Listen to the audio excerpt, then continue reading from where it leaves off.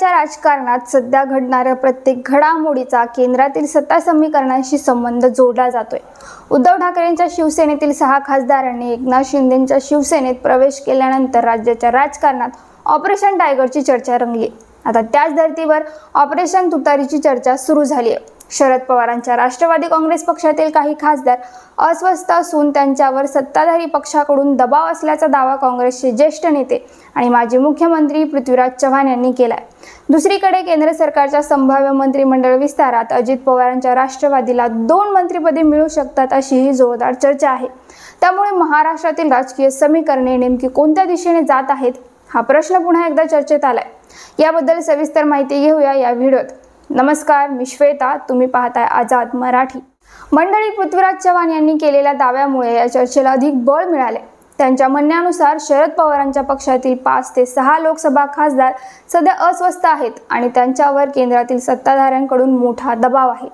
त्यांनी थेट असा इशाराही दिला आहे की उद्धव ठाकरेंच्या शिवसेनेसोबत जे घडले तशाच प्रकारची परिस्थिती शरद पवारांच्या पक्षासमोरही निर्माण होऊ शकते।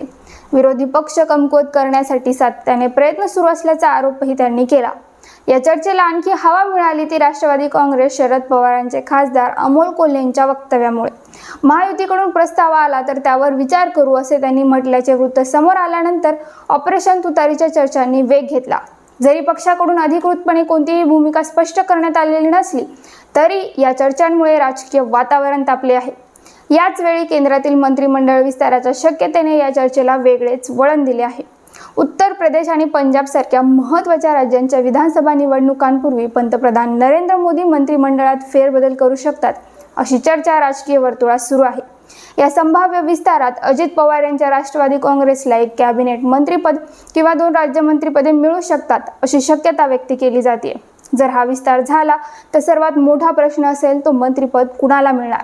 सध्या अजित पवार गटाकडे सुनील तटकरे, प्रफुल्ल पटेल आणि पार्थ पवार असे 3 खासदार आहेत। या तिघांपैकी कोणाला दिल्लीत संधी मिळणार याबाबत आतापासूनच चर्चा सुरू झाली आहे। सुनील तटकरे आणि प्रफुल्ल पटेल हे दोघेही अनुभवी नेते मानले जातात, तर पार्थ पवार हे पक्षातील नव्या नेतृत्वाचे प्रतिनिधित्व करतात। त्यामुळे या तिघांमध्ये राजकीय संतुलन कसे साधले जाणार याकडेही लक्ष लागले आहे। याच दरम्यान अजित पवार गटातील अंतर्गत नाराजीबाबतही विविध चर्चा सुरू आहेत। उपमुख्यमंत्री पदाची सूत्रे सुनेत्रा पवारांच्या हाती गेल्यानंतर आणि पार्थ पवार पक्षाच्या संघटनात्मक कामात अधिक सक्रिय झाल्यानंतर काही वरिष्ठ नेते अस्वस्थ असल्याच्या चर्चांना उधाण आलं आहे।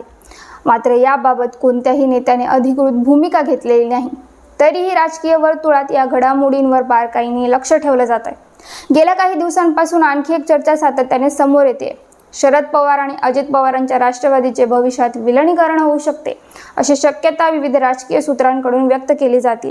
काही वृत्तांमध्ये हे विलीनीकरण सुनेत्रा पवार आणि पार्थ पवारांना बाजूला ठेवून घडवून आणण्याचा प्रयत्न असल्याचाही दावा करण्यात आलाय। याच पार्श्वभूमीवर आणखी एक राजकीय शक्यता व्यक्त केली जाते। जर शरद पवार गटातील काही खासदार अजित पवार गटात दाखल झाले किंवा दोन्ही गटांमध्ये राजकीय एकी झाली तर ते घडवून आणण्यात महत्त्वाची भूमिका बजावणाऱ्या नेत्याला केंद्रात मंत्रिपदाची संधी दिली जाऊ शकते असे बोलले जात आहे। काही राजकीय विश्लेषकांच्या चर्चांमध्ये सुप्रिया सुळे यांच्यासारख्या अनुभवी नेत्या यांच्याही नावाची चर्चा होत आहे। सध्या या संपूर्ण घडामोडींकडे पाहिल्यास महाराष्ट्रातील राजकारण केवळ राज्यापुरते मर्यादित राहिलेले नाही। केंद्रातील मंत्रिमंडळ विस्तार, आगामी निवडणुका, लोकसभा आणि विधानसभेतील संख्याबळ तसेच भविष्यातील राजकीय आघाड्या यांचा विचार करून अनेक हालचाली सुरू असल्याचे चित्र आहे। मात्र शरद पवार यांच्या पक्षातील खासदार खरोखरच अस्वस्थ आहेत का? राष्ट्रवादीला केंद्रात 2 मंत्रिपदं मिळणार का? आणि कोणाला दिल्लीत संधी मिळणार? या सर्व प्रश्नांची उत्तरे सध्या केवळ राजकीय चर्चांच्या पातळीवर आहेत। अधिकृत घोषणा किंवा संबंधित पक्षांच्या स्पष्ट भूमिकेनंतरच या चर्चांचे वास्तव समोर येणार आहे। तोपर्यंत अशाच राजकीय अपडेट्स जाणून घेण्यासाठी आझाद मराठी चॅनलला सबस्क्राईब करा। धन्यवाद।